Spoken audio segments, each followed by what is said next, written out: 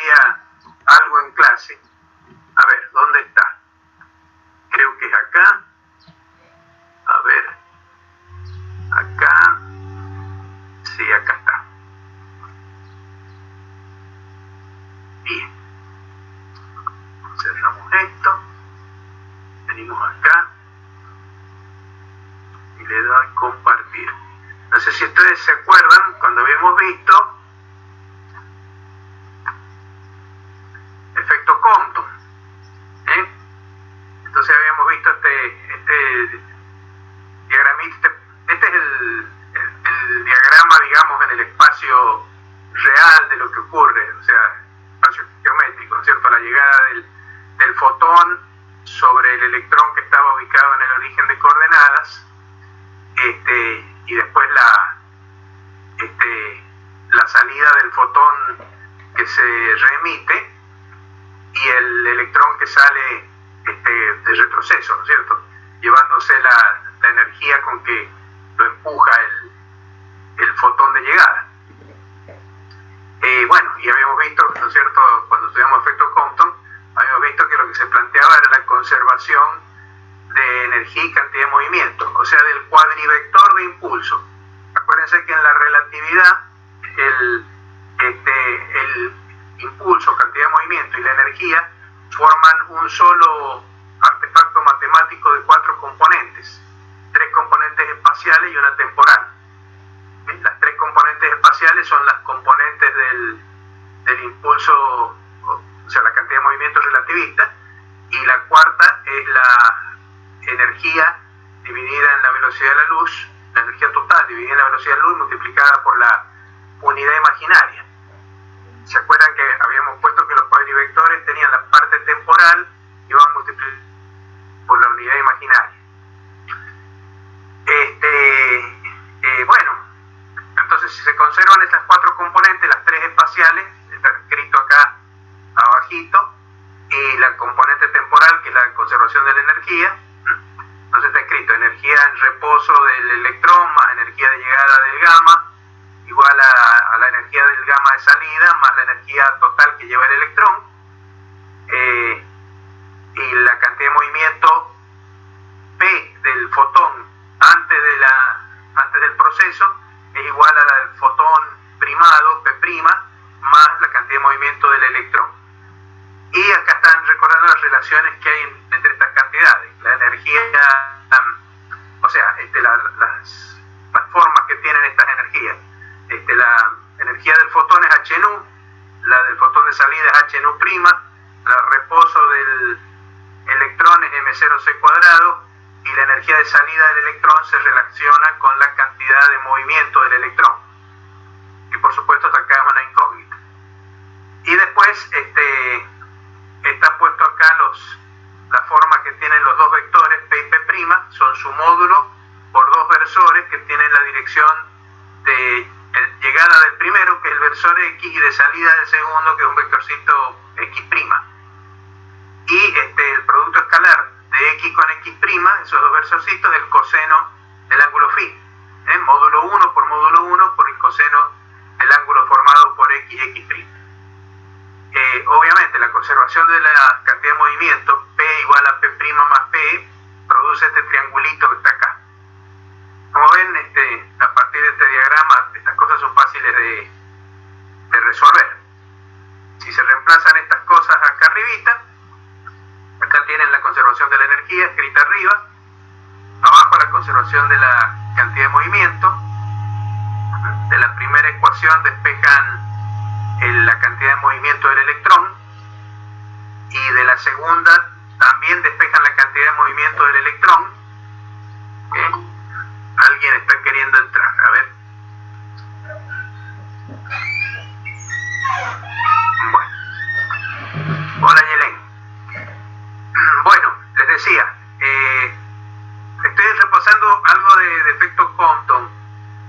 Bueno, y después a partir de ahí ustedes van siguiendo estas ecuaciones y ven cómo se llega a la formulita del corrimiento de longitud de onda Compton. Pero lo que me interesa es esto que está acá. Este es el diagrama de Feynman que le corresponde al efecto Compton. Fíjense que normalmente se suele interpretar que el fotón que llega es el mismo que el fotón que sale de alguna manera. Sin embargo, acá en el esquemita de Compton queda más claro de que realmente el fotón inicial desaparece, es absorbido por el electrón, y lo que hace el electrón es reemitir un nuevo fotón. O sea, no es que se trate simplemente de un choque de esferitas clásico. En un choque de esferitas clásico no habría un tercer objeto entre medio. Serían directamente los dos. Acá me está. A ver. Es que esta máquina me hace aparecer. Es una máquina nueva que me he comprado y mi hijo me le ha cargado los programas y de vez en cuando me hace aparecer carteles que no sé cómo sacarlos. Bueno, les decía, si ustedes miran este diagrama y si miran otro diagramita, a ver, lo voy a buscar, que es el diagramita de creación de pares. Permítanme buscarlo. A ver dónde está ese. Ese estaba en acá, clases virtuales, interacción de la radiación con la materia, y había unos esquemitas acá está. Bueno, acá está todo. En realidad podría mostrarles directamente este otro sin pérdida de nada. Podríamos hacer eso. A ver, vengo acá, les dejo de compartir y les voy a presentar el otro. Vamos a compartir el otro. La ventanita, acá está. Bueno, acá está el efecto Compton al lado del efecto fotoeléctrico y al lado de creación de pares. Si ustedes miran un poquito el proceso de creación de pares, van a ver que acuérdense, todas las cosas que están en el medio, en los diagramas de Feynman, son cosas virtuales. Por eso yo le coloco una letrita B abajo. El electrón que propaga acá horizontalmente, ustedes tienen que recordar que los diagramas de Feynman son diagramas en el espacio-tiempo. O sea, el eje vertical acá es el tiempo, o sea, C por T, ¿no es cierto? Y el eje horizontal es X, la posición.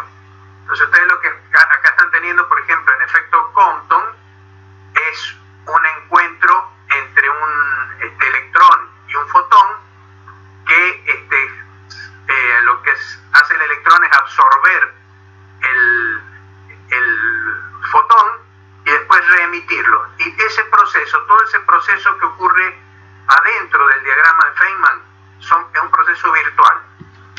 Todo lo que ocurre adentro de estos procesos, adentro de estos diagramas de Feynman, son virtuales. Lo único que es real en los diagramas de Feynman son las partículas de salida y de entrada.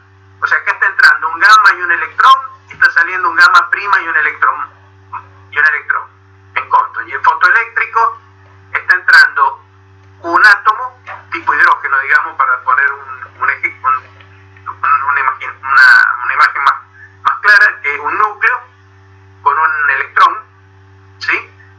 Y un fotón, es lo que está entrando. Todo lo que está en el medio son todos procesos virtuales. Un electrón virtual que está dibujado acá, un fotón virtual, todo eso es virtual. A la salida, lo que hay es el átomo, el núcleo, o si quieren el ion atómico, y el electrón. O sea, en el efecto fotoeléctrico lo que se tiene originalmente es el átomo formado, llega y el fotón. Eso es lo que se tiene, un átomo y el fotón. Y después del proceso lo que queda es un ion y un electrón que sale. Todo lo del medio son procesos virtuales. Procesos con los cuales se pueden hacer cálculos y cuentas, pero que no son observables directamente. Si ustedes miran el de creación de pares, acá ocurre una cosa muy interesante. Si ustedes núcleo este.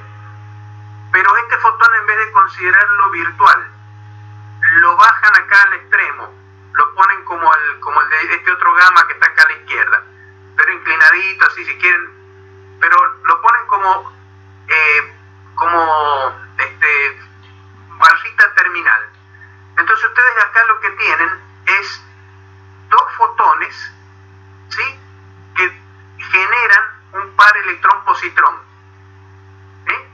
Con un solo fotón no se puede generar un par electrón-positrón. Hay un problema del Alonso-Finn que justamente pide demostrar que es imposible satisfacer las leyes de conservación de impulso y energía con un solo fotón que se transforme en un par electrón-positrón. Hace falta una partícula adicional. Lo que normalmente ocurre es que esa partícula adicional es el núcleo de un átomo, un protón, por ejemplo, un núcleo de hidrógeno, que permite este proceso que está dibujado acá. Pero lo que también podría ocurrir es que para que un dado fotón se transforme en un par electrón-positrón, simplemente haya otro fotón por allí.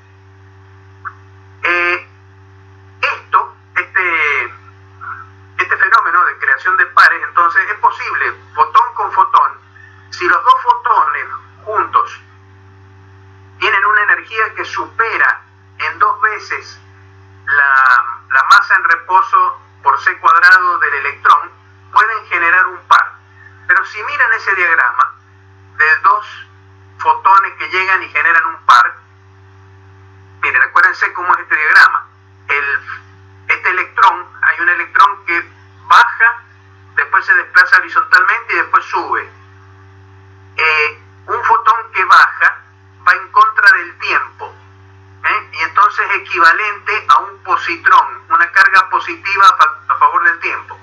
Acuérdense que yo les había dicho a ustedes que si ustedes tienen una corriente eléctrica de ciertas cargas y empiezan a hacer correr el tiempo hacia atrás, como en una película, donde invierten el paso de las imágenes, entonces la corriente que se produce, en vez de ser una corriente positiva, es una corriente que cambia de signo, es una corriente como si fuera de carga positiva en vez de ser negativa.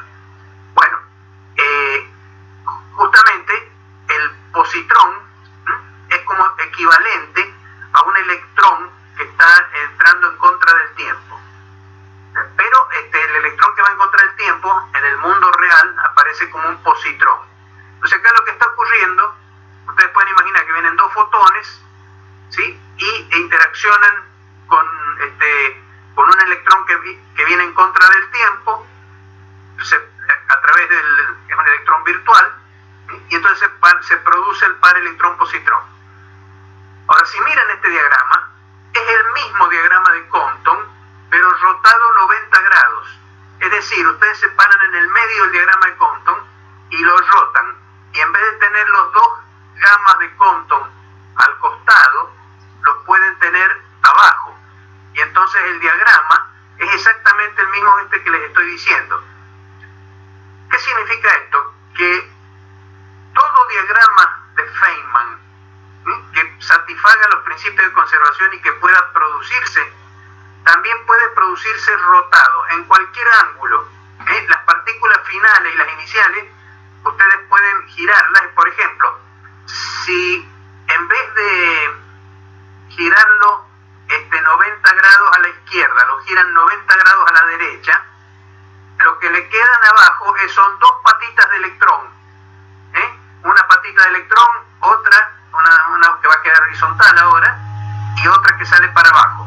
El que saldría para abajo, este último, es equivalente a un positrón que entra a favor del tiempo. Entonces, este proceso, rotado 90 grados para el otro lado, es la aniquilación de un electrón con un positrón, y que da como resultado dos fotones. Entonces ustedes se dan cuenta que estos diagramas son muy interesantes, porque cualquier proceso que uno pueda dibujar de una dada manera le permite encontrar otros procesos que pueden ocurrir. Incluso hay una cuestión muy interesante. Bueno, yo no he podido dibujárselo acá, pero ustedes podrían y traten de imaginarlo. Un fotón llega y se abre en un par electrón-positrón. O sea, eso solo así no puede ocurrir como proceso real, ¿no es cierto? Pero si hay otro fotón cerca, puede tomar uno de estos virtuales. A ver, imaginen que tienen un cuadrado de líneas de electrón, o sea, 4 rayitas azules formando un cuadrado. Y por los dos vértices de abajo tienen fotones. Y por los dos vértices de arriba también fotones que salen. O sea, abajo tienen 2 fotones que entran, tocan los vértices de abajo del cuadrado, y en el lado superior, en los dos vértices, 2 fotones que salen. Bueno, ustedes ahí, si dibujan las flechitas de un electrón circulando a lo largo de esa órbita, ustedes pueden ver que son electrones y positrones, son partículas y antipartículas. ¿Qué es lo que está indicando eso? Que 2 fotones pueden, a través de este proceso, interaccionar entre sí. O sea, en la física clásica, los campos electromagnéticos no interfieren unos con otros, a menos que tengan los campos eléctricos en el mismo plano y de manera que puedan sumarse y hacerse interferir. Si ustedes, por ejemplo, tienen un haz de luz que avanza en una dirección y le largan un haz de luz perpendicular, esos 2 haces de luz se atraviesan el uno al otro sin que exista ningún tipo de efecto. Los 2 haces láser a 90 grados uno de otro, según la física clásica, se atraviesan el uno al otro sin afectarse mutuamente. Son ondas que unas van en una dirección, las otras van en otra, no interfieren. En cambio, este cuadrado que les estoy diciendo muestra que puede haber interacción fotón-fotón. Entonces, si ustedes tienen 2 haces láser y los hacen atravesar, la teoría cuántica dice que con una probabilidad pequeña, ¿por qué? Porque es un diagrama de 4 vértices. Si cada vértice es una probabilidad pequeña, esta es la probabilidad de que ocurra este proceso y este 4 veces. Tienen que multiplicar 4 veces la probabilidad.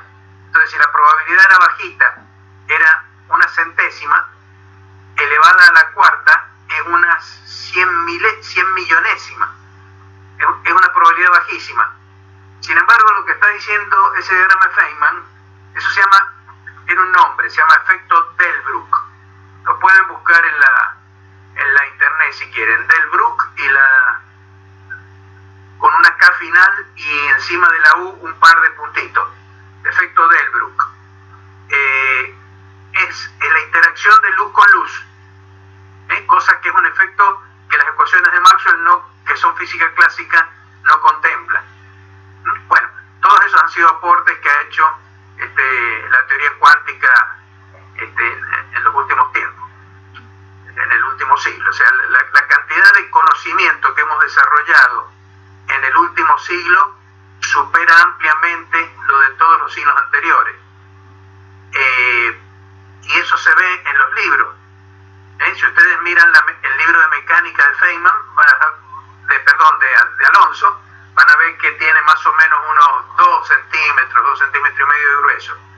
Si ven el de electromagnetismo, y ahí ya nos vamos a unos 3 o 4 centímetros, un poquito más gordo. Y si ven el de física cuántica, de moderna, bueno, ese tiene como 6 o 7 centímetros de grosor.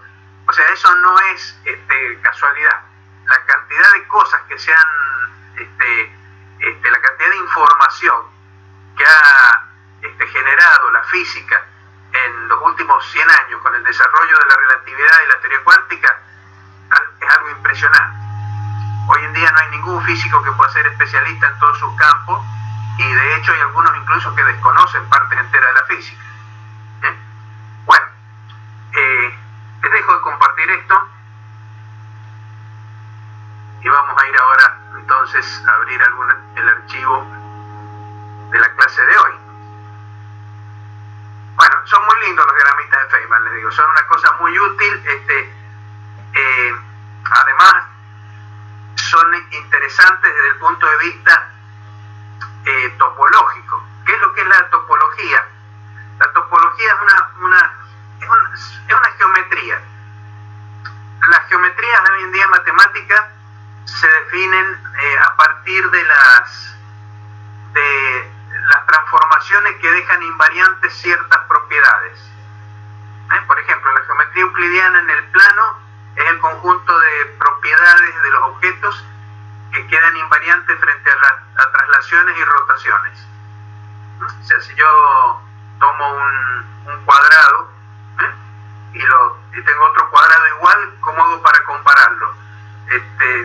Para saber que son iguales. Y tengo que poderlo llevar a uno arriba del otro y ponerlo y ver que calzan. Bueno, pero para eso tiene que ser invariante la figura frente a la traslación. Si por ejemplo, este cuadrado es igual al otro, y cuando lo traslado se me achica, entonces no puedo saber si es igual o no es igual.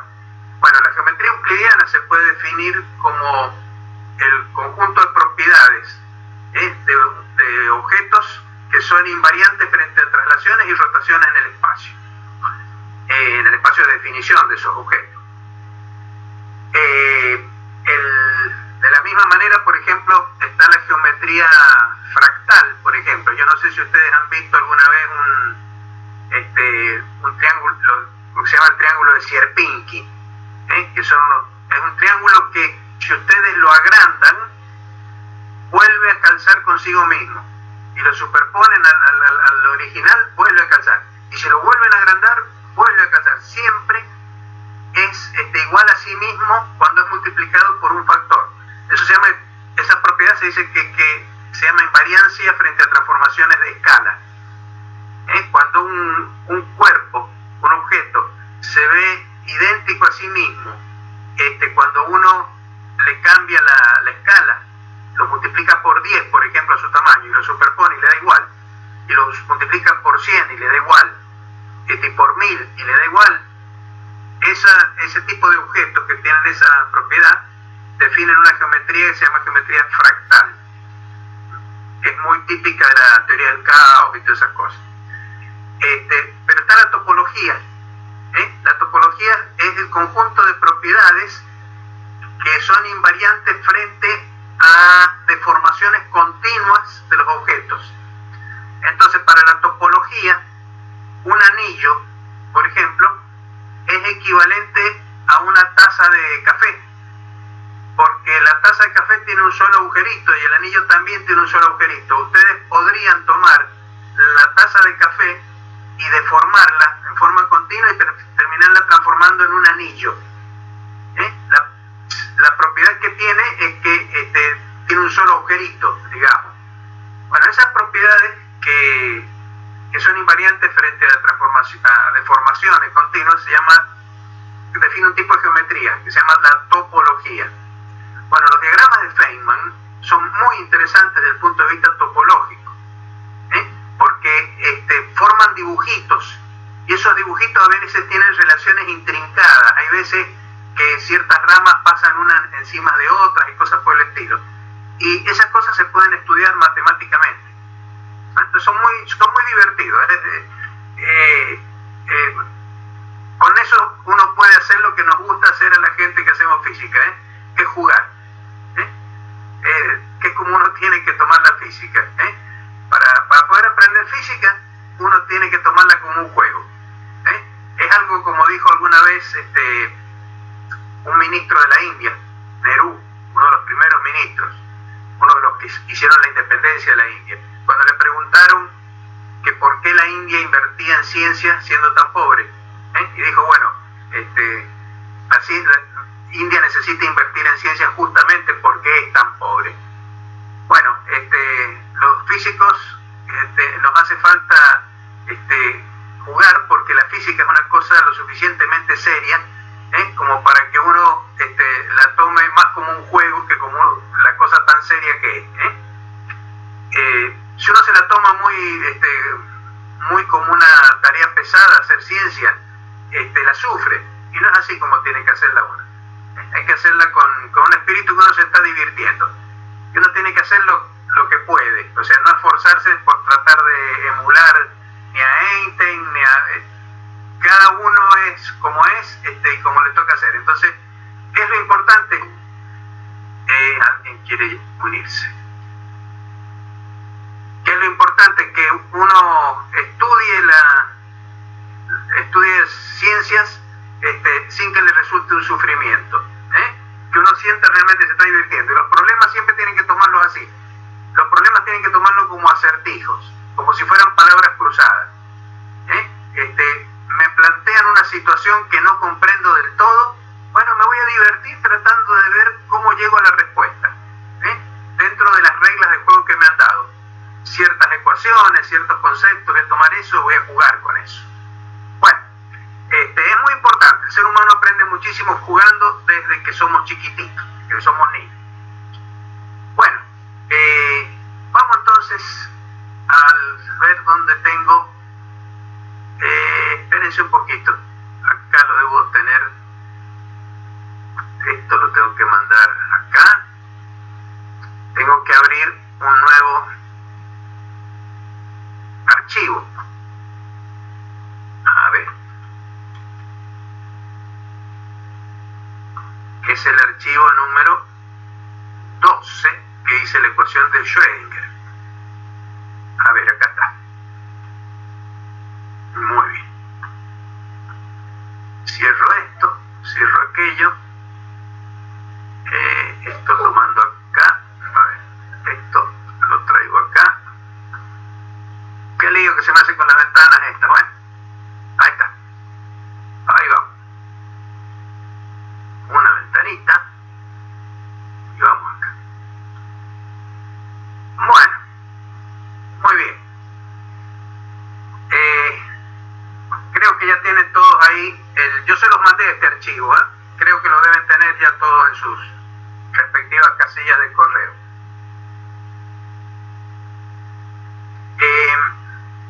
Acá lo que he puesto es para recordar un poco cosas que habíamos visto sobre las ondas de de Broglie. Las he escrito en su expresión tridimensional. Esto que tienen acá son ondas de de Broglie planas, pero en el espacio, o sea, no tienen la dirección del eje X. Si tuvieran la dirección del eje X, la cantidad de movimiento P, esta, que sería h barra k, donde k es el vector de onda, acá tendrían k escalar r o p escalar r. Si tuviera la dirección del eje X, entonces esto sería k por x o p por x. P por x. Entonces sería unidimensional ahí la onda, la estaríamos considerando solo sobre el eje X. Pero esta es una onda plana, la he querido escribir así para que se vea la forma más general, que propaga en el espacio tridimensional. Una onda plana. Esto, para ser más exacto, es un paquete de ondas planas. Es un paquete, o sea, no es una sola onda plana, sino que lo que he hecho acá es tomado cada una de estas ondas planas, las he multiplicado por una amplitud, le da una amplitud, y las he sumado a todas ellas. Entonces he construido una interferencia de ondas. Y he recordado lo que es la relación de dispersión para las ondas de Broglie. Si en vez de escribirla con E, lo escriben con omega. Acuérdense que E es h barra por omega. O si quieren h nu. H barra por omega. Y P es h barra por k. Entonces esto es la función omega de k, que es lo que se llama la relación de dispersión. Acuérdense que el vacío es dispersivo para las ondas de Broglie. Cualquier paquete que yo construya a lo largo se va desparramando, porque las velocidades de fase de las ondas de Broglie, que son mayores que la velocidad de la luz, les había dicho, pero que eso no debía asustarlos. Al tener diferentes velocidades de fase según el valor de K o de P, esas ondas se corren una respecto de otra. Entonces la forma de cualquier paquete que yo construya se va distorsionando con el transcurrir del tiempo. Lo cual es lógico desde el punto de vista de la física, ¿no es cierto? Porque si yo empiezo con un paquete bien localizado, el principio de indeterminación me dice que la cantidad cantidad de movimiento está muy indeterminada. Entonces, a la larga la partícula puede ir, si su cantidad de movimiento está indeterminada, puede ser bastante más grande de lo que yo haya medido o bastante más chica. Entonces, puede ir bastante más adelante de lo que yo creo que puede estar o bastante más atrás. Entonces, si estuvo bien localizada al principio, porque la localicé bien, a pesar de eso, el principio de indeterminación me dice: usted determinó bien posición, se le indeterminó el impulso. Entonces usted no va a saber bien por dónde anda la partícula. Su distribución de probabilidad, que es el campo de de Broglie, va a estar distribuido en una región grande del espacio. Eso es señal de que a medida que transcurre el tiempo se va deformando el paquete. Bueno, eso está todo incluido en la teoría de las ondas de Broglie. Y les recuerdo que según lo que decía el análisis de Fourier, si yo quería determinar la función ADP, la función esta de amplitud, podía calcular la transformada de Fourier. Por comodidad se suele hacer en el instante cero, de tal manera que en el instante cero la función psi de R0 es simplemente la integral de ADP por una exponencial positiva. Y dice la teoría de Fourier que la transformada de Fourier de esa función psi de R0 es la ADP. Son transformadas y antitransformadas. Entonces, esta función de arriba, acuérdense, estaba relacionada con la probabilidad de encontrar a la partícula en una cierta región del espacio. Donde este campo es distinto de cero, hay probabilidad de encontrar a la partícula.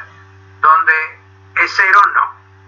Bueno, de la misma manera, la función ADP, donde la A es más grande, significa que la amplitud de esas ondas de de Broglie es más grande, son las ondas dominantes, podríamos decir así. Entonces, es más probable encontrar impulsos con esos valores. Entonces, la ADP es una forma de decir de qué probabilidad hay de encontrar ciertos impulsos. Donde la ADP es cero, no hay posibilidad de encontrar esos impulsos en el paquete de la partícula. Y donde es más intensa, hay más probabilidades. Donde la ADP es mayor, hay más probabilidad de encontrarlo. O sea que cumple esta función ADP un rol equivalente al de la psi, salvo que la psi es en posiciones y la p es en cantidades de movimiento. De hecho, les decía yo, como son transformada y antitransformada de Fourier, estas ondas, estas dos funciones, no tienen una más información que la otra, porque yo con la información de una, conociendo una, puedo calcular la otra y viceversa. Si conozco la psi de RT, entonces la tomo acá, la evalúo en cero y le calculo el ADP. Y si conozco la ADP, puedo calcular el valor de la psi de R0, y después, bueno, su evolución temporal viene agregándole la relación esta de dispersión, acá en la forma exponencial. Entonces, en realidad, una de las cosas que se ve en mecánica cuántica es que estas dos que están acá, estas dos funciones, son lo que se llama dos representaciones diferentes de un mismo estado cuántico. Por eso no tiene más información una que otra. Son dos objetos matemáticos, uno en el espacio, entre paréntesis, esta fórmula, la de ADP, tiene un error. Acá donde dice D3P, debe decir D3R. Por favor, eso corríjanlo, tengo que corregirlo yo en el archivo, creo que este mismo, a ver si puedo hacerlo. Acá. No tengo habilitado, no, está en un PDF, no lo puedo corregir acá. Bueno, ahí donde dice D3P es D3R. Por favor, si cuando ustedes lean mis apuntes van encontrando cosas que no entienden o errores, avísenme, porque estas cosas uno las escribe y se le pasan, pueden tener montones de cosas que están mal escritas. Entonces ustedes revisen, sírvanme a mí de correctores, de editores. Bueno, dicho eso, entonces, estas funciones entonces tienen que ver con la probabilidad de encontrar la partícula en una cierta posición o con la probabilidad de encontrar un cierto impulso para una dada partícula. Bueno, las funciones estas entonces se identifican con una probabilidad. Acá está dicho, acá he tratado de justificar bien por qué se hace de esa manera. Para el caso de los campos electromagnéticos, que es el que ustedes tienen más claro, las ondas electromagnéticas, como probabilidad de encontrar fotones en los lugares donde la onda electromagnética es más intensa, entonces el número de fotones en una cierta región del espacio es proporcional al cuadrado del campo eléctrico en una dada región. Entonces lo que se puede ver es que la probabilidad diferencial de encontrar a un fotón en una cierta región del espacio tiene que ver con la cantidad de energía contenida en un elemento de volumen respecto del número total de partículas en el volumen total que se han emitido de fotones, imaginando un pulso electromagnético formado por n fotones de energía h-nu. Bueno, entonces el diferencial de probabilidad resulta ser proporcional al cuadrado de la amplitud del campo electromagnético. Bueno, en la teoría cuántica, un señor llamado Max Born, acá está puesto, nació en 1926, ya debe haber fallecido seguramente. No he buscado la fecha de fallecimiento, pero no creo que ya a esta altura no creo que debería tener cerca de 100 años, 94 años. Max Born fue el primero que propuso para las funciones de onda lo que se llama la interpretación probabilística o estadística. Dijo que la probabilidad de encontrar a una partícula en una cierta posición r en un tiempo t es proporcional al cuadrado del módulo de la función de onda. ¿Por qué tiene que ser al cuadrado del módulo? Bueno, ustedes saben que la función esta puede tener valores positivos o negativos porque es una onda, entonces tiene senos y cosenos, que puede ser positivo o negativo, y además que es una onda compleja. Entonces la pregunta es cómo forma uno un número que sea una probabilidad, que tiene que ser una cantidad que es siempre positiva. Acuérdense, cuando están normalizadas las probabilidades van siempre entre 0 y 1. Para que sea una probabilidad, la única manera de construir una cantidad positiva a partir de esta función compleja es tomar su módulo y elevarla al cuadrado. Entonces, la probabilidad de encontrar un cierto volumen del espacio es proporcional al cuadrado de la función de onda, al módulo cuadrado, C es la constante de proporcionalidad, y va multiplicado por el elemento de volumen. Es proporcional al tamaño del elemento de volumen del espacio. Es una fórmula totalmente análoga a esta que da la probabilidad de encontrar un fotón en un paquete de fotones cuasi cromático, cuasi monocromático, digamos, que es el número diferencial de fotones que hay en el volumen diferencial 3R dividido el número total de fotones en todo el paquete que estoy mandando. Bueno, el equivalente de eso es lo que está escrito acá. O sea, este señor Max Born, premio Nobel también de física, se guió por esta intuición para proponer un significado para la función de onda, porque hasta el año 1926 debe ser el año en que propuso la hipótesis estadística. Hasta este año, 1926, no estaba claro qué eran las ondas de Broglie. Se sabía que existían, que se podían difractar, que realmente los electrones tenían, pero ¿qué significaba matemáticamente? Bueno, matemáticamente Bohr lo relacionó con la probabilidad de encontrar a las partículas en ciertos lugares del espacio. Entonces, por ejemplo, cuando se hace interferencia de ondas, aparecen los máximos y los mínimos. Esas son las ondas de Broglie. Lo que están diciendo es que la probabilidad de encontrar a los fotones en la zona de los máximos es máxima y en la zona de los mínimos es cero. Por eso no hay ningún fotón, ninguna partícula que termine en esos lugares, porque no tienen probabilidad de llegar a esos lugares. Entonces, uno a uno van apareciendo sobre la pantalla en lugares determinados, como chispas, pic, pic, pic, chispitas, y a la larga terminan donde hay más probabilidad de que caigan, se forman los máximos, y donde la probabilidad de llegada es cero, donde se anulan por interferencia las funciones de onda, ahí no llega ninguno. Y lo mismo hacen los electrones, todas las partículas hacen lo mismo. Bueno, a ver, acá más abajo hay un dibujito, miren, acá está el dibujito de cómo se va reproduciendo justamente el diagrama de interferencia. Este experimento lo hizo este señor Tonomura, lo hizo con electrones, y se aseguró de que en el interior, lo hizo con haces tan débiles, haces electrónicos tan débiles, que se aseguró que en el acelerador de partículas con el que los aceleraba, no hubiera más de un electrón volando a la vez.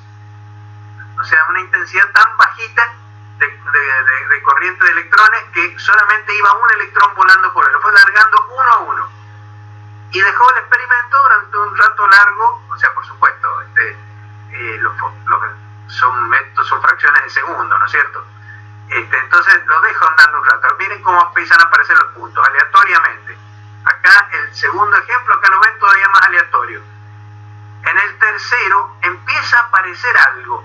Empiezan a aparecer zonas donde aparentemente hay como huequitos, zonas donde no han llegado los electrones, y otras zonas donde parecen llegar más.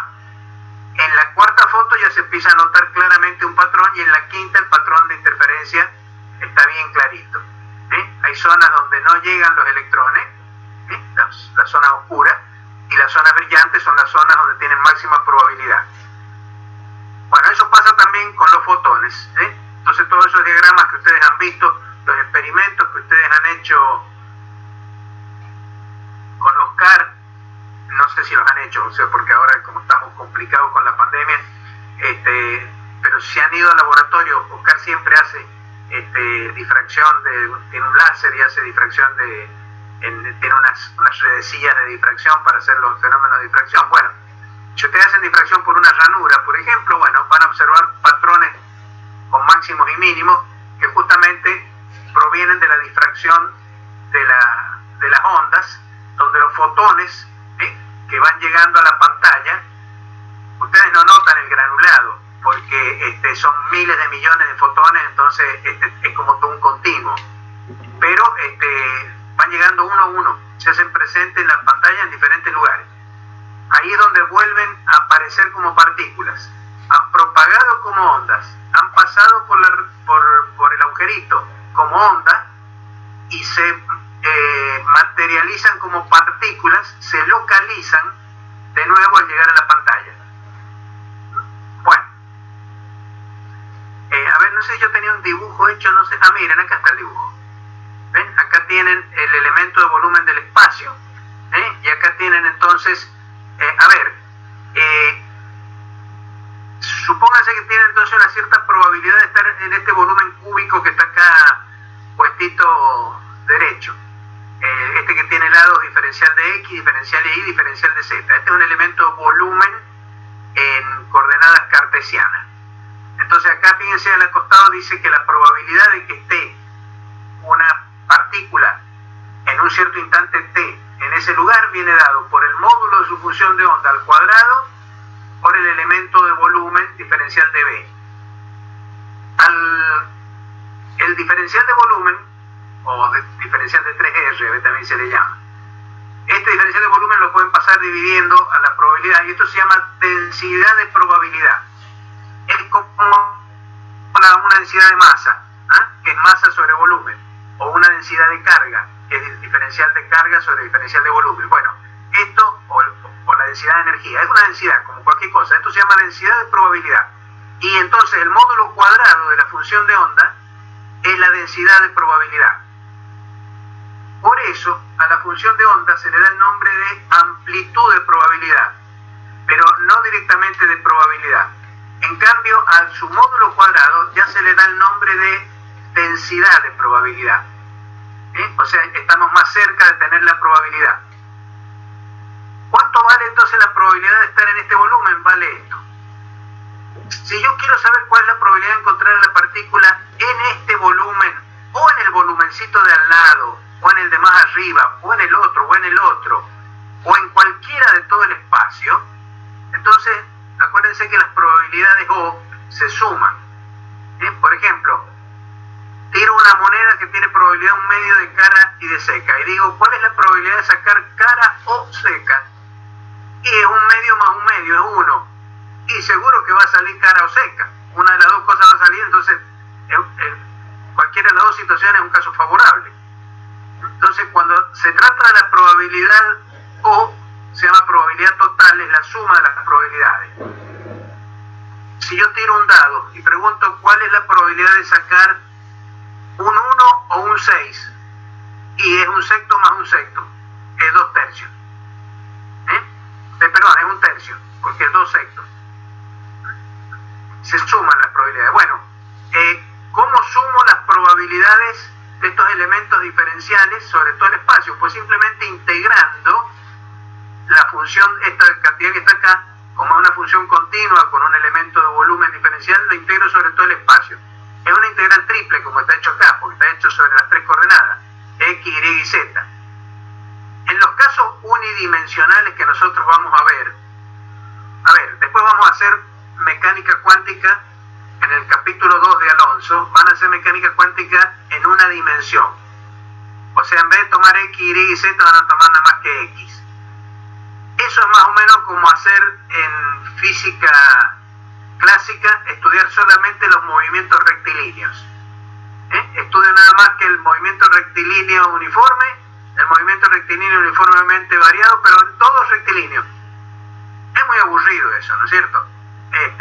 A uno le interesan los movimientos espaciales. Es muy raro encontrar en el mundo real cosas que sean realmente unidimensionales. En general, las cosas suelen ocurrir en el espacio tridimensional. Bueno, acá está hecha esa suma, una integral triple, y por supuesto, la probabilidad de encontrar la partícula en un punto cualquiera del espacio tiene que ser la certeza, tiene que valer 1.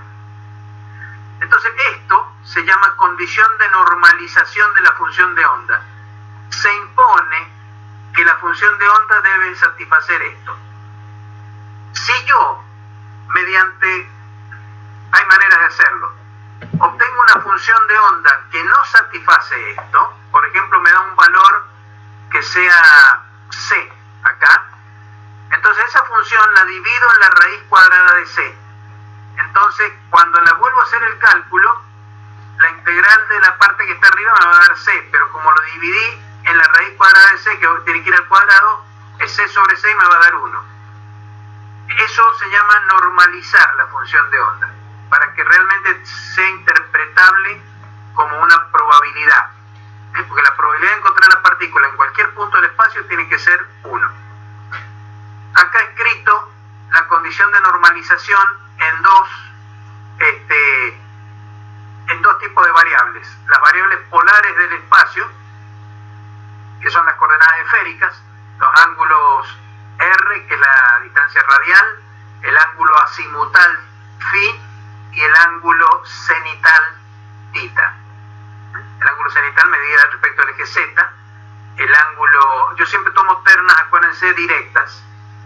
Tomo x, y y z como están acá. Si llevo x sobre y, el sacacorcho entra en la dirección de z. Es la regla del sacacorcho.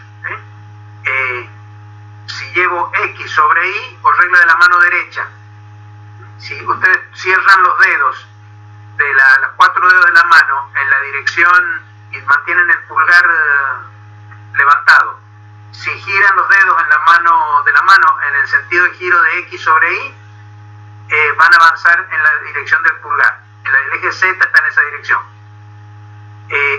La otra terna posible es tomar el x hacia adentro, en vez de, como está dibujado acá, tomarlo hacia adentro. Eso corresponde a la mano izquierda. general, en la física, eso no es muy importante, pero hay ciertos problemas en los cuales hay que tener cuidado. Porque, a ver, esto es interesante. Paremos un cachito acá de la explicación que veníamos dando, pero esto que les voy a decir, les voy a contar, es interesante.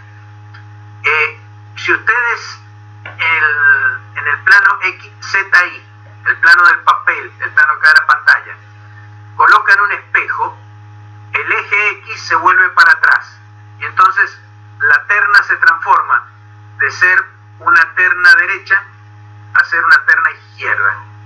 Cambia lo que se llama la quiralidad. Quiros significa mano. Quiromancia es la técnica de la lectura de las líneas de la mano. La quiralidad es el sentido entonces que fija la terna de ejes que uno elige para el espacio. Hay cosas, en general, la física suele ser invariante frente a transformaciones de reflexión.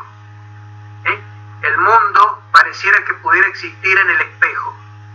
O sea, uno mira el mundo del espejo, se mira en el espejo y no le cuesta nada imaginar que pudiera haber un mundo donde existiera uno igual a mí, que tuviera el corazón, en vez de tenerlo del lado izquierdo, fíjense cómo está en el espejo, lo tiene en su lado derecho. Se cambia la quiralidad en el mundo del espejo. Bueno, eso fue una creencia para todo el mundo y incluso para los físicos hasta el año 1956. Todo el mundo creía que el mundo no tenía una orientación preferida. Sin embargo, hoy en día sabemos que sí hay una orientación preferida, porque hay un tipo de fenómenos cuya reflexión especular no es igual o no puede existir del mismo modo que la que existe en el mundo real, que es la interacción débil. La interacción débil rompe con la simetría que se llama de paridad, la simetría P, la simetría de inversión del espacio. Las interacciones electromagnéticas, en cambio, no tienen ningún problema, pueden existir, y de hecho, en las interacciones electromagnéticas, en química, existen los isómeros, creo que se llaman, que son moléculas que son reflejadas en el espejo. Ustedes toman una molécula y entonces aparece en el espejo la molécula reflejada con los átomos colocados en las posiciones reflejadas. Pero resulta que después esas moléculas, si ustedes las generan a las dos moléculas, no se pueden superponer en el mundo real. Cuando las quieren superponer, los átomos no coinciden en sus lugares. Entonces son dos moléculas que son reflejadas, son idénticas en todo, pero no se pueden superponer una sobre otra y tienen propiedades diferentes. Y en efecto tienen propiedades diferentes. Unas de ellas rotan la luz, cuando les pasa, rotan la luz a la derecha, los planos de polarización, y la otra la rotan hacia la izquierda. Son moléculas que tienen quiralidad. Y particularmente hay una molécula muy importante para nosotros que tiene quiralidad, que es la molécula de ADN. La molécula de ADN puede existir con dos espirales. Puede la espiral normal, o bien ustedes la reflejan en un espejo, la ponen a la molécula de ADN estiradita. La espiral la ponen estiradita frente a un espejo y la miran en el espejo. Esa tiene una espiral en el sentido contrario. Una avanza girando en el sentido de las agujas del reloj, la otra avanza girando contra las agujas del reloj.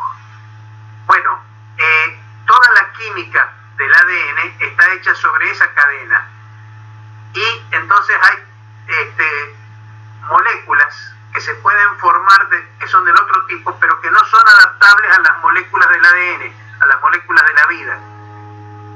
Entonces ustedes pueden tener, por ejemplo, pongamos por caso, los azúcares. Hay dos tipos de azúcar. Uno se llama dextrosa, que significa azúcar de la derecha, y levulosa, que significa azúcar de la izquierda.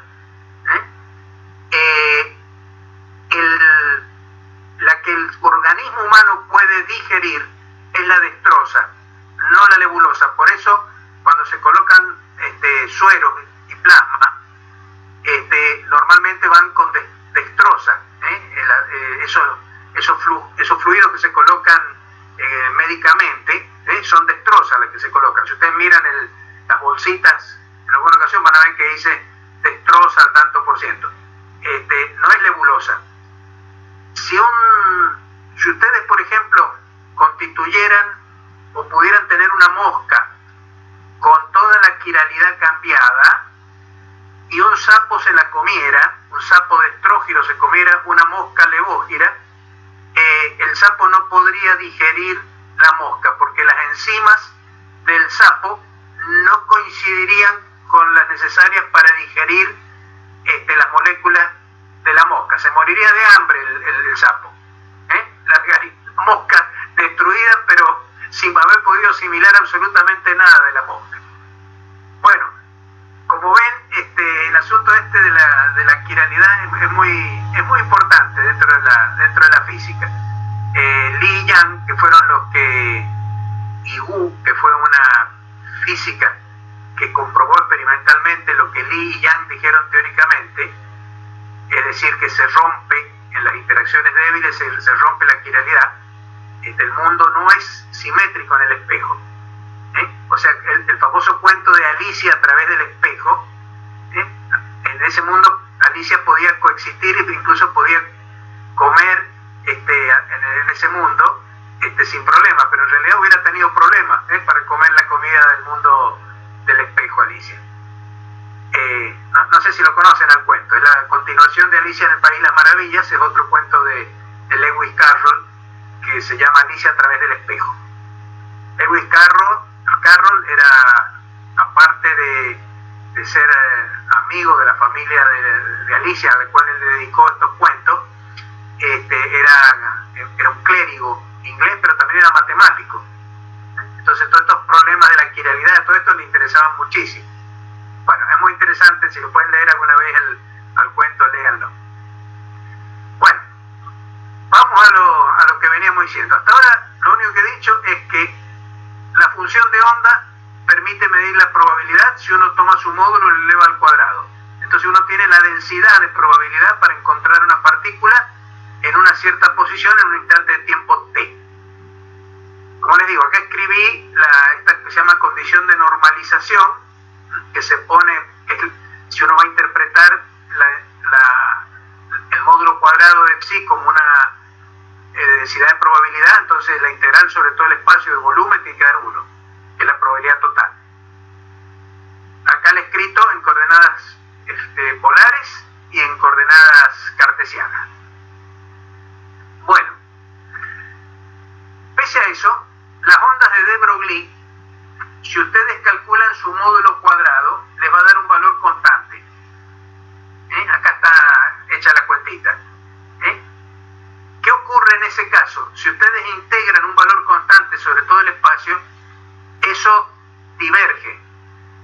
Entonces, ¿cómo se arregla eso? Bueno, lo que pasa es lo siguiente. Las funciones de onda se dividen en funciones de onda de estados ligados, cuando la partícula está obligada por las condiciones físicas a permanecer en una región del espacio finita, en cuyo caso entonces esta representación de probabilidad es totalmente adecuada. Y otra cosa es cuando se están en los estados llamados no ligados, cuando las partículas pueden llegar hasta el infinito. Por ejemplo, una partícula que tenga una cierta cantidad de movimiento, tiene una onda de Broglie pura, como esta que tenemos acá, como tiene una cantidad de movimiento constante, se va a alejar hasta el infinito. Puede venir del infinito y puede alejarse hasta el infinito. Además, como la onda de Broglie es parejita, senos y cosenos que se extienden iguales desde menos infinito hasta más infinito, es una onda que no tiene fin, entonces la partícula tiene la misma probabilidad de estar en el infinito de la izquierda que en el infinito de la derecha, que en cualquier región entre medio.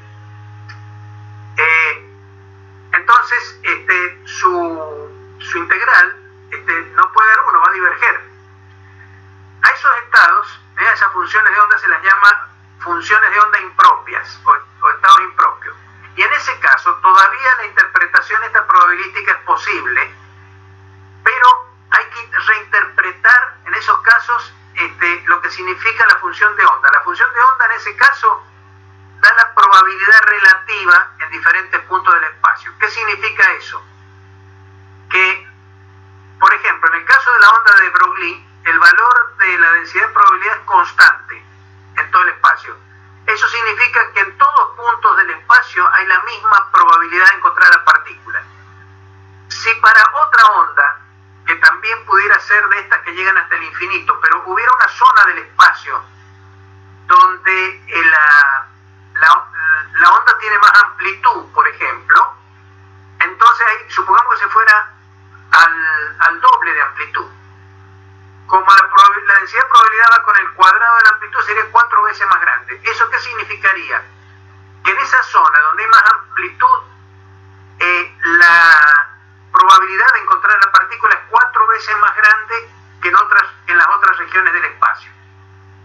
O sea, la interpretación de la función de onda en ese caso es una interpretación de probabilidad relativa entre dos zonas diferentes del espacio. Yo tomo el valor de la amplitud de probabilidad en un lugar y en otro lugar y hago el cociente entre los dos y entonces tengo la probabilidad relativa de encontrar la partícula en un lugar respecto del otro. O sea,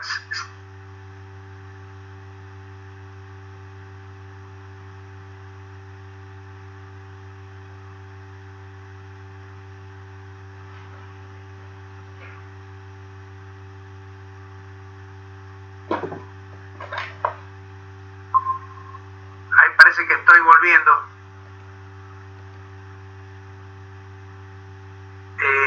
Se me fue la señal recién. Recién se me fue la señal. ¿Tienen idea de que se perdieron? Ha sido un ratito, profe. Yo también escuché lo mismo y me quedé no sabía si era yo la que había perdido la señal o no. O sea, no hemos perdido mucho. 30 segundos, 40. No, ya sido segunditos nada más, profe. Bueno, entonces, ¿entendieron lo de la probabilidad relativa? Esa explicación quedó bien. Si en un punto yo divido el módulo cuadrado de en un punto del espacio y en otro, y eso me da la probabilidad relativa entre ese punto y el otro. Por ejemplo, si en un lugar esa amplitud, el doble, esa cantidad vale el doble que en el otro, entonces la probabilidad de encontrar la partícula es doble en ese lugar que en el otro, aun cuando la integral sea divergente, cuando uno integre sobre todo el espacio. Eso es lo que ocurre para las partículas que no están ligadas, para las partículas que pueden, como las ondas de Broglie, que pueden irse hasta el infinito. Caso, por ejemplo, de un estado de un fotoelectrón. Viene un fotón y arranca un electrón que estaba ligado, entonces lo pasa de un estado ligado en un átomo a un estado no ligado, porque lo arranca. Ese fotón, ese electrón, se puede ir hasta el infinito. Entonces, en ese caso, su función de onda es tal que si uno hace el cociente entre su valor cuadrado en un punto y el valor cuadrado en otro punto, se le da la probabilidad relativa entre los dos puntos, donde hay más probabilidad de que esté, o menos. En fin, bueno, esa es la interpretación probabilística. Hay una cosa que es importante. A ver, ya hemos visto, al hablar de las partículas virtuales, hemos visto una cosa importante. Cuando Heisenberg hizo la mecánica de matrices para poder explicar los fenómenos del átomo, Heisenberg era un tipo muy matemático. Entonces él hizo una teoría bastante abstracta donde representaba las cantidades físicas mediante matrices. Esas matrices incluían únicamente las cosas que son observables. Por ejemplo, en el átomo de hidrógeno, las longitudes de onda del espectro de del hidrógeno, o las frecuencias, las nu-nm, donde n y m son el estado de salida y el estado de llegada. Entre cada par de estados hay una frecuencia de un fotón emitido. Eso es el espectro del hidrógeno. Entonces, con nu-nm, como hay dos índices, uno puede definir una matriz de frecuencias y poner todas las frecuencias en una tablita. Entonces, bueno, dijo Heisenberg, trabajemos nada más que con las cosas que son observables. Hay una idea que tiene que ver con la filosofía detrás de esto, que es la filosofía positivista, que dice que lo que no es medible no existe. Tiene que poder ser que en la física solo lo observable existe.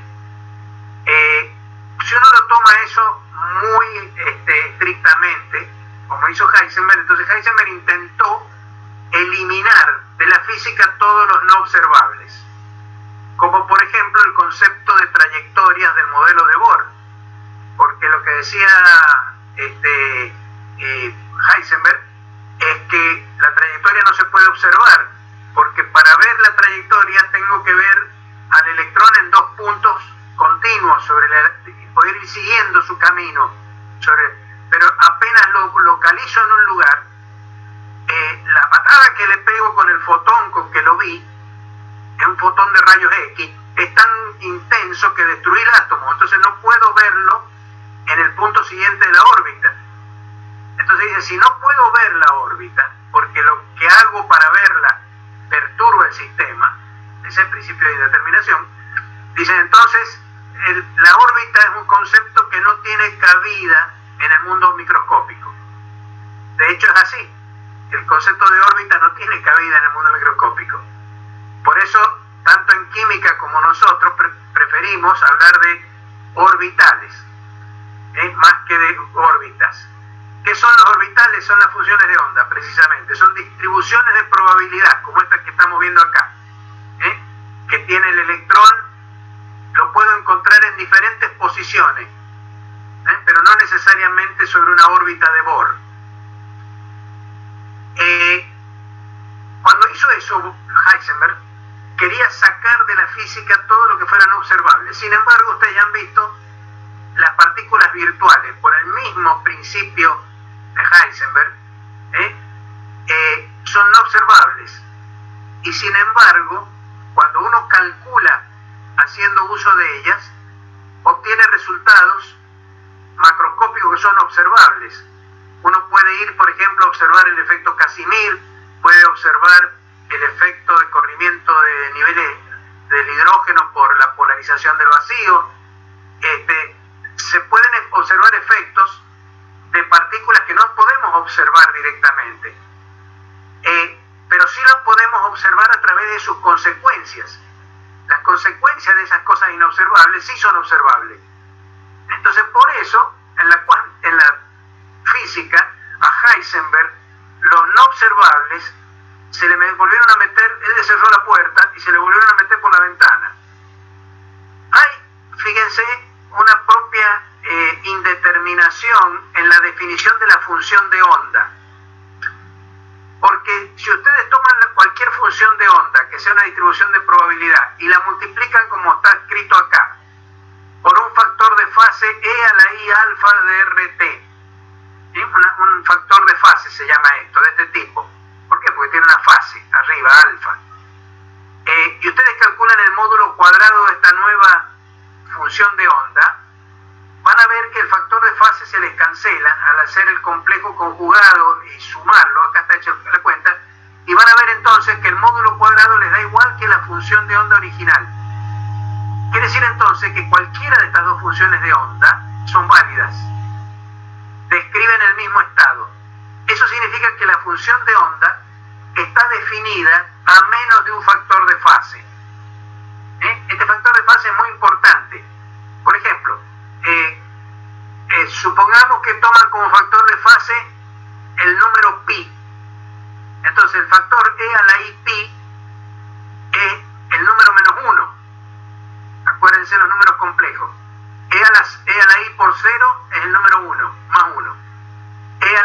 sobre 2 es el número complejo i. E a la i pi es el menos 1. E a la i 3 medios pi es el menos i, la menos unidad imaginaria. Entonces ustedes acá pueden, si tienen una función de onda, por ejemplo, que les sale imaginaria, pues toman esto como en la fase, como pi sobre 2, le agregan un i, o si quieren 3 pi sobre 2, le agregan un menos i, y les queda i por menos i, les queda 1. Entonces pueden eliminar, pueden pasar la función de onda de una forma imaginaria a una forma real, sin generar ningún tipo de dificultad. Porque las funciones de onda están definidas a menos de una fase. Esta es una propiedad muy útil. Y tal vez más adelante les pueda mostrar una cuestión interesante respecto a cierto efecto que tiene esto sobre los sistemas compuestos por muchas partículas. Es lo que permite, eso tiene que ver con el hecho de que el mundo está dividido en fermiones y bosones. Bueno, entonces la función de onda no es unívoca, está definida a menos de un factor de fase. Esto es lo mismo que las energías, chicos, no hay que asustarse. Ustedes toda la vida supieron que las energías potenciales dependen de dónde elijan ustedes el cero. Ustedes pueden elegirlo en el piso de su casa o en el techo, donde ustedes quieran. Y las energías potenciales de los objetos respecto de esos puntos van a ser diferentes. Pero los problemas físicos se resuelven de la misma manera. O sea, porque lo que interesa en los problemas físicos en general son las variaciones de energía potencial y no las energías potenciales absolutas. Esa es la razón por la cual también la energía total no está unívocamente definida. Incluso hasta la energía cinética. La energía cinética depende del sistema de referencia. Si yo tengo un objeto que está quieto respecto de mí, ese objeto tiene energía cinética 0. Pero para un observador que se mueve respecto de mí, ese objeto tiene velocidad. Entonces tiene una energía cinética. Entonces, bueno, ¿qué energía cinética tiene ese objeto? Eso depende de la situación. No está unívocamente definido. Hay que definir ciertas cosas y tomar ciertas cosas, ciertas referencias. Bueno, el factor de fase es muy útil porque permite, e incluso está relacionado con otra cosa. En la teoría cuántica, ese factor de fase se puede terminar relacionando con la conservación de la carga eléctrica. No lo vamos a ver, pero es otra de las cosas que salen de este tipo de propiedades. Bueno, entonces, pobre Heisenberg, quería sacar los no observables, se le metieron nomás. Sobre las unidades, acá tienen las unidades en que se mide, obviamente. Si el módulo de psi es la raíz cuadrada de una densidad de probabilidad, entonces el módulo de psi, el módulo de la función de onda, se mide en 1 sobre longitud a la 3 medios, porque la densidad de probabilidad es 1, que son las probabilidades, dividido el volumen, que es metro cúbico, entonces 1 sobre longitud al cubo. Y la función de onda es la raíz cuadrada de la densidad de probabilidad, el módulo de la función de onda. Entonces las funciones de onda se miden en metro a la menos 3 medios. Y acá pueden ver ustedes que la cantidad A, la amplitud de las ondas de de Broglie, que estaba en la fórmula más arriba, se miden en segundo sobre kilogramos por metro, o sea, se miden en la inversa de unidades de impulso, así como a la 3 medios, así como la función de onda se medía como inversa de unidades de longitud, la función A, que tiene que ver con la probabilidad en el espacio de impulso, se mide como la inversa del impulso, sería kilogramos por metro sobre segundo, o sea, masa por velocidad, 1 sobre kilogramos por metro sobre segundo, o sea, 1 sobre cantidad de movimiento a la 3 medios. Bueno, esto es para que tengan las unidades y puedan manejarlas en las calculitos cuando tengan que hacer algún calculito con estas cosas. Bueno,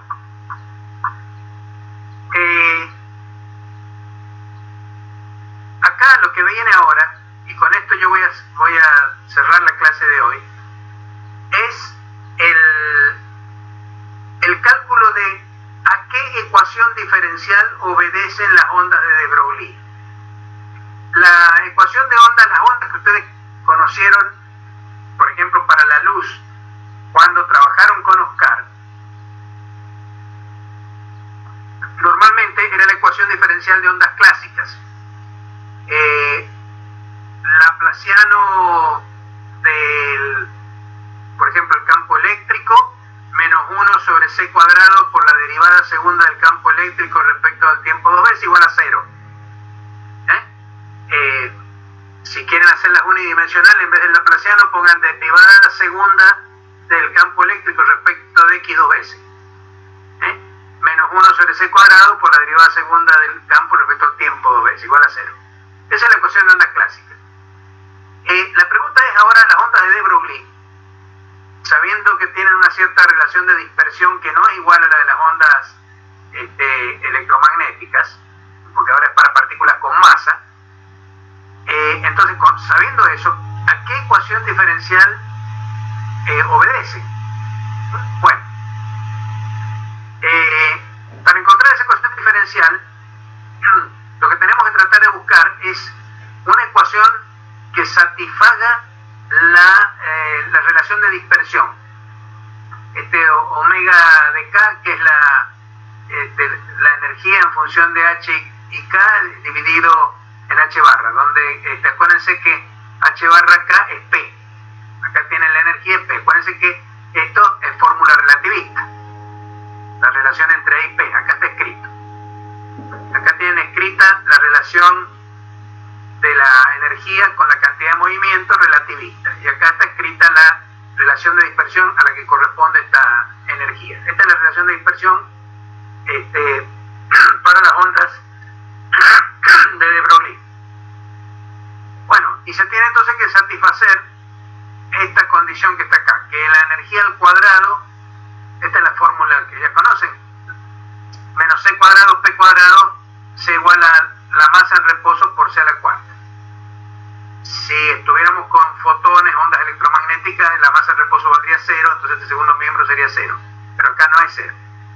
Entonces, ¿cómo hago para utilizar como guía? Vamos, para construir la ecuación diferencial, sabemos que las ondas de Broglie se pueden sumar, se pueden formar paquetes. Para que se puedan sumar paquetes y hacer interferencia, es necesario que la ecuación diferencial sea lineal, porque la única manera de que dos soluciones sumadas sean también solución de la ecuación diferencial es que la ecuación diferencial sea lineal. Entonces tiene que ser una ecuación diferencial lineal, y además tiene que respetar esta relación número 6 que está acá. Entonces yo tengo la onda de de Broglie acá. Voy a tratar de construir una ecuación diferencial que sea lineal y que respete esta ecuación 6 que está escrita acá. Fíjense que acá en la ecuación de de Broglie aparecen E y P. Entonces tengo que tratar de que eso respete 6. Entonces, ¿qué hago? Lo primero que hago es construir la derivada segunda de esta función de onda. En realidad tendría que haber empezado siendo la derivada primera. Acá está hecha la cuentita. A ver, esta derivada segunda, a ver, ¿cómo la he hecho acá? La parte que no depende del tiempo la saco afuera, entonces tengo que calcular la derivada segunda de la parte que depende del tiempo. La derivada segunda es la derivada de la derivada primera. Aquí calculé la derivada primera, me baja el factor del exponencial y me queda de nuevo el exponencial. Todavía me queda una derivada que no he hecho. La parte que no depende del tiempo sale para afuera, y ahora derivo respecto al tiempo de nuevo el exponencial que quedó adentro. Me queda otro factor igual. Bueno, cuando termine de hacer la cuenta esta, que ustedes van a revisar y me van a decir si me equivoqué, está esto. La derivada segunda de la onda de Broglie da menos e cuadrado sobre h cuadrado por psi. Hacen lo mismo ahora derivando la función de onda respecto de las coordenadas cartesianas. Bueno, acá está hecho. Si tienen dudas respecto a esta cuenta, mírenla con cuidado. J es una cualquiera. Acá tengo, cuando tengo la suma sobre K, tengo sumadas todas. Entonces, si hago la derivada respecto de XJ, estoy derivando respecto de una sola de las tres que figuran acá.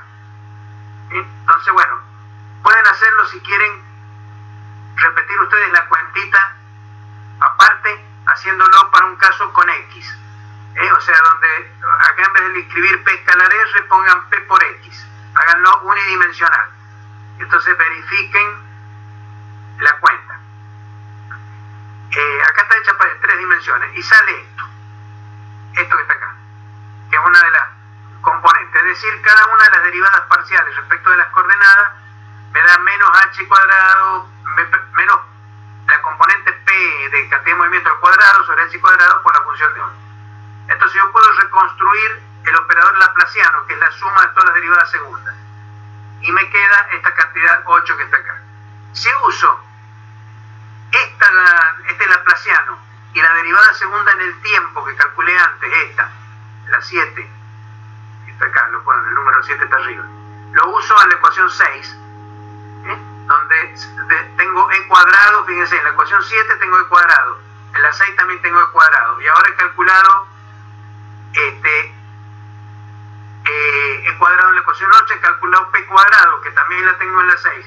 Entonces reemplazo la 7 y la 8 en la 6 y obtengo la relación que busco, que satisface a la relación 6, satisface la relación de dispersión de las ondas de Broglie, y que es lineal porque tiene derivadas segundas, pero no elevadas a potencia. Ni la función de onda ni sus derivadas están elevadas a potencia. Esta es una ecuación diferencial lineal que satisface, para estas ondas sí, satisface la relación de dispersión de Broglie. Bueno, esta ecuación diferencial se conoce como ecuación de Klein-Gordon, y esta es una ecuación que es relativista, pero resulta que solamente se puede utilizar para partículas de spin cero, es decir, partículas que no sean polarizables. Fíjense que es igual a la ecuación clásica, a la ecuación de onda clásica. Para el caso del fotón, por ejemplo, la masa en reposo vale 0, entonces todo el segundo miembro vale 0. Y la ecuación es de nuevo la ecuación clásica de propagación de ondas en el espacio tridimensional. Para partículas con masa, en cambio, aparece este término a la derecha. Resulta que cuando se las quiere aplicar a las partículas con masa, esta ecuación solamente describe bien las cosas para partículas de spin cero, porque las partículas de spin cero son como las ondas longitudinales, es decir, son no polarizables. Las ondas que se llaman escalares, para campos escalares. Ustedes a lo mejor, si ven por ahí libros donde hablan de las partículas fundamentales, van a encontrar, por ejemplo, partículas escalares, partículas vectoriales, etcétera. Bueno, las vectoriales son polarizables. También pueden haber partículas como el electrón, que son espinoriales, entonces tienen dos direcciones de polarización, con spin más un medio, con spin menos un medio. El spin, con los fotones pasa lo mismo. Los fotones tienen spin más h o menos h, tienen las dos direcciones de polarización. Los fotoncitos son como trompitos que van volando en el aire con un spin, una cantidad de movimiento angular. Bueno, a esas partículas no se les puede aplicar, cuando tienen masa no se les puede aplicar esta ecuación, salvo a las de spin cero. Por ejemplo, los piones. A los piones sí se les puede aplicar esta ecuación, está acá. Con las otras falla. Fue justamente este señor Dirac el que, tratando de encontrar una ecuación relativista como esta para el electrón, introdujo unas matrices de 4×4, donde se ve que dos filas corresponden a electrón spin arriba y electrón spin abajo, y le aparecían otras dos filas en esas columnas donde aparecía una partícula igual al electrón de carga positiva con spin arriba y spin abajo. Y esa fue la manera como Dirac descubrió la existencia del positrón, porque cuando consiguió plantear una ecuación relativista que incluyera los efectos de polarización que pueden tener los electrones, le apareció como condición necesaria que debía existir una partícula igual al electrón, pero de carga positiva. Esta, como les digo, tiene una validez limitada en ese sentido. De manera entonces, esta se llama ecuación de Klein-Gordon, que fueron los primeros que la hicieron.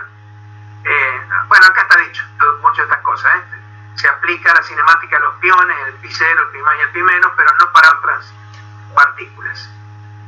Incidentalmente, es muy interesante ver qué ocurre en el caso estático. A ver, ¿qué ocurre por ejemplo, con las ondas electromagnéticas? En las ondas electromagnéticas con fuentes, ¿se acuerdan cuando vimos el primer capítulo que vimos a principio de año, que hablábamos del electromagnetismo? Y yo puse ahí la ecuación de ondas con fuentes. Habían 4 iguales, una que incluían a J, a la densidad de corriente, y otra que incluía ρ. Bueno, yo acá tomo ρ nomás por simplicidad. Suponiendo una carga estática, entonces no hay corriente ni nada, solamente esta es la ecuación, no una carga estática, sino una dependencia solo de la carga, nada más. Entonces esta es la ecuación diferencial para las ondas electromagnéticas. En el caso para las partículas que tienen masa en reposo cero, que son los fotones, cuando considero los campos estáticos, el término que depende del tiempo vale 0. En un campo estático esto no vale. Entonces la ecuación diferencial para campos estáticos es esta, que el laplaciano de phi es igual a menos la densidad de carga sobre ρ0. En este caso, la función de onda de los fotones es coincidente con el potencial electrostático. El potencial electrostático es la amplitud de probabilidad de los fotones. Donde hay campo electrostático, donde hay un potencial electrostático, es porque hay fotoncitos virtuales que están ahí girando en esa zona del espacio, apareciendo y desapareciendo. Para que interpreten más o menos físicamente qué es esto. Entonces, en el caso estático, la ecuación diferencial con fuentes es esta. Y si uno la integra, sale la ley de Coulomb, el potencial coulombiano. El valor de la carga Q que genera el campo sobre 4 pi epsilon 0 y R. Bueno, ¿qué pasa si yo ahora, en lugar de tomar esta ecuación, tomo la ecuación con fuentes de la que tengo más arriba, la de Klein-Gordon, que es para partículas con masa? Bueno, entonces acá está reescrita. La parte esa que tiene masa incluye la longitud de onda de Compton. Fíjense que es importante la longitud de onda de Compton, aparece acá. Y le agrego la fuente, por supuesto. En el caso estático, la ecuación ahora diferencial para el campo estático es esta que está acá. Y la solución es esta que está acá. He puesto una rayita arriba del ρ porque como ahora este campo no es un campo electromagnético, sino que al ser aplicado, por ejemplo, a un electrón, entonces es una especie de carga electrónica. Si es un neutrón, sería una carga neutrónica. Si es un pión, una carga piónica. Es otra cosa. Pero si ustedes escriben ahora la ecuación estática, así en el término en el tiempo, y la integran ahora para encontrar cuánto vale el potencial, le sale esta formulita que está acá, que es muy parecida a la que tenían recién, salvo que aparece un exponencial decreciente. Entonces es un potencial de tipo coulombiano, pero con un término exponencial que se extingue en la distancia. Bueno, esa distancia, que tiene que ver con la longitud esta de onda de Compton, es la distancia a la que llega el campo correspondiente a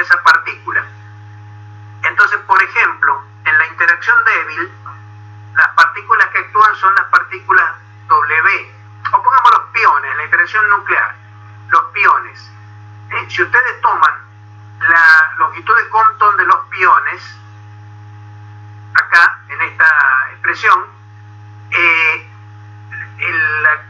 con la masa del pión, ¿no es cierto? Calculan la longitud de onda de los piones y lo meten acá. Bueno, esto les va a dar un factor de exponencial que tiene el tamaño nuclear. Quiere decir entonces que los piones, que son los que establecen la fuerza entre las partículas virtuales, que hacen la fuerza fuerte entre neutrones y protones, no puede llegar más lejos, por la exponencial esta, no puede llegar más lejos que la longitud de onda de Compton, que es del orden del tamaño nuclear. Entonces las fuerzas nucleares solamente se pueden observar en el interior del núcleo, al nivel del núcleo. Esa es la razón por la cual, a diferencia de las fuerzas electromagnéticas que tienen un alcance infinito, las fuerzas nucleares no llegan muy lejos. Bueno, lean cuidadosamente todo esto. Bueno, acá se habla de las limitaciones de la ecuación de Klein-Gordon. Hay muchas cosas, digamos, que en la cual la ecuación de Klein-Gordon es incompleta, porque, por ejemplo, no explica lo que ocurre cuando la energía de un fotón es muy grande. Por ejemplo, si se arrima a una barrera de potencial que tiene una altura del orden de la masa en reposo al cuadrado del electrón, y el electrón tiene una energía cinética que valga, por ejemplo, el triple que esa altura, el doble que esa altura, entonces este electrón, cuando sale al otro lado, puede no salir solo, puede salir acompañado por un par electrón-positrón. Entonces esos fenómenos de creación de partículas no están contemplados en la ecuación de Klein-Gordon, y sin embargo las partículas relativistas pueden hacer este tipo de cosas. Ustedes ya saben que la creación de pares es un fenómeno que puede ocurrir. Entonces, bueno, hay que modificar la ecuación de Schrödinger o hacer otra cosa, que es lo que nosotros vamos a hacer, que es solamente considerar casos de partículas con bajas energías, para que no puedan crear otras partículas. La ecuación a la que obedecen esas partículas de baja energía, que son obviamente no relativistas, porque no van a tener velocidades altas, se llama ecuación de Schrödinger. La ecuación de Schrödinger es no relativista. Bueno, recién se fue Claudio, por lo que alcancé a ver, no sé si ha vuelto. Yo quisiera saber si quieren preguntarme cosas sobre esto, o si prefieren ponerse a leer los apuntes y hacerme las preguntas después, no sé. ¿Más o menos se entendió lo que expliqué? A ver, Ayelén, Rocío, Alejandra, alguien que me conteste. Hola, profe. ¿Sigo conectado todavía? Sí, está conectado, profe, que lo estamos escuchando. Ah, bueno, pero más o menos se entiende lo que les he explicado. Sí. Igual yo tengo apuntes y voy a arreglar lo que nos dijo de la formulita. ¿Cómo Elizabeth? Voy a imprimir los apuntes y voy a arreglar lo que nos dijo de la formulita y bueno, voy a ver bien ahí. Ah, bueno, sí, por ahí es mejor imprimirlos, porque por lo menos a mí también me cuesta mucho ir siguiendo en las pantallas las cosas. A veces prefiero tenerlas así en papel escrito, es mejor. Sí, profe, sí se entendió, igual es mejor leerlo, pero con la explicación mucho mejor. Bueno, no, sí, esa es la idea, que la explicación te sirva como una introducción, por supuesto. Cualquier tema que ustedes consideren que tengamos que volver porque hay alguna cosa que no la entendieron, volvemos, no hay problema. A veces las cosas yo tenía un profesor que decía insistir hasta aprender. Hay veces que las cosas uno insiste de repente, no es que uno realmente haya aprendido, pero uno se acostumbró ya. Entonces uno llega a un momento y dice, pero siempre ya sé lo que me iba a decir el profesor, entonces si ya lo sé, pero es nada más por insistencia. Pero es así, así se aprende, por insistencia. Sí, profe, yo le quería preguntar por el efecto Compton, Sí. porque yo estuve buscando videos, porque ve que tenemos el dibujito y tenemos las flechitas de los electrones, pero digamos la explicación es como más por lo que tenemos electrones virtuales y todo eso. Sí. Yo estuve viendo videos, pero por ahí me queda la duda de cuál será el correcto físicamente, digamos. Yo quería preguntarle si usted tenía un video que usted considere que está bien. La verdad es que no, efecto Compton, a ver, espera, déjame un cachito. No tengo ningún video estrictamente, Elizabeth, pero te cuento que hay cosas interesantes que a lo mejor nosotros no hemos dicho acá. Hay una cosa que se llama el efecto Compton inverso. Fíjate, cuando uno choca dos partículas, normalmente considera una está quieta, porque se llama el sistema de laboratorio. Una está quieta y la otra viene a chocarla. Pero uno también puede interpretar que se para en el sistema de referencia de la otra y que es la otra la que la choca a esta. Eso es una colisión inversa. Ahora, en el caso de un fotón, no me puedo parar en el sistema de referencia del fotón porque el fotón va a la velocidad de la luz. Entonces, sabemos que no me puedo parar encima de ese sistema de referencia. Pero lo que sí se puede considerar es qué ocurre cuando uno tiene un fotón de baja energía, por ejemplo, un fotón de luz común, o más de menor energía todavía, un fotón de ondas de radio, o de microondas, y viene un electrón a chocarlo frontalmente. Ahora es el electrón el que viene con una velocidad terrible, avanzando en el sentido contrario, a chocar contra ese fotón. ¿Qué ocurre? Ocurre también un efecto Compton. ¿Cómo se estudia eso? Bueno, uno tiene que hacer efecto Doppler y pararse en el sistema de referencia del electrón, y entonces uno consigue reducir el problema a esto que tenemos acá, a lo que yo les enseñé, el electrón quieto. Pero para eso hay que pasar del sistema de referencia donde está el fotón, de microondas, pararse en el sistema de referencia del electrón que se está moviendo, y ahí ver cómo aparece el fotón de microondas. Bueno, el fotón de microondas aparece como si fuera un rayo gamma por efecto Doppler. Cuando el electrón es muy violento, viene avanzando desde el otro lado contra el fotón muy violentamente, ese fotón que es de microondas, el electrón lo percibe como un rayo gamma muy energético. Esa es una de las razones por las cuales cualquier nave espacial que podamos construir en el futuro para viajar a las estrellas, si alcanza una velocidad cercana a la de la luz, se va a encontrar con que el fondo de microondas, lo que se llama el fondo cósmico de microondas, todo el universo está inmerso en un baño de microondas que son el resto de la radiación de cuerpo negro del Big Bang, que se fue enfriando.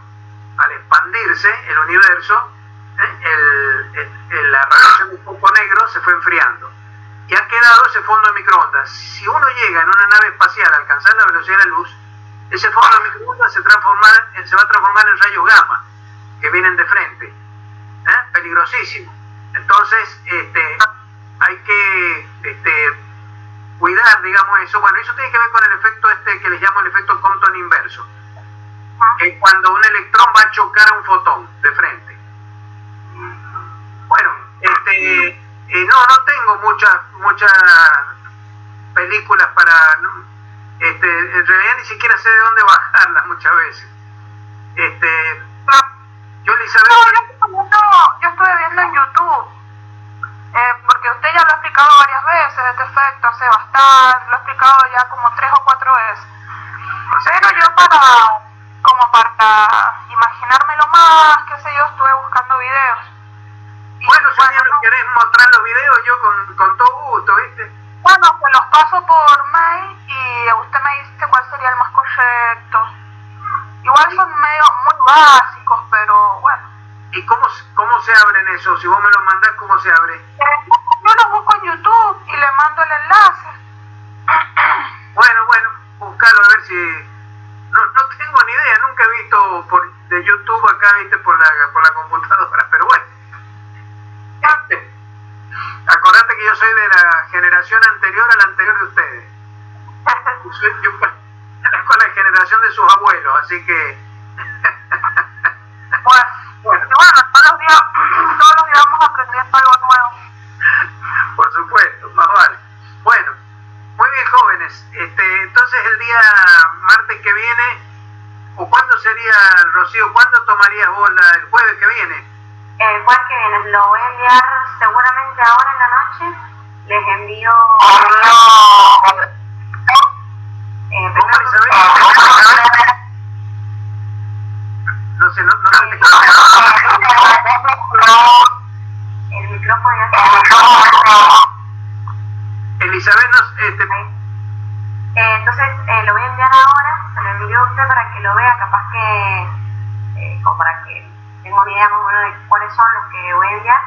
Y ya tienen todo el fin de semana y ya el siguiente jueves cortamos la clase a la mitad y empezamos a plantear.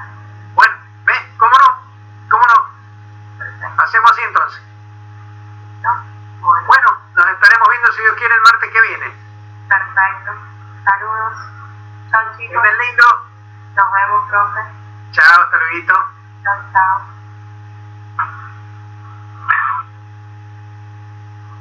Bueno, adiós, profe.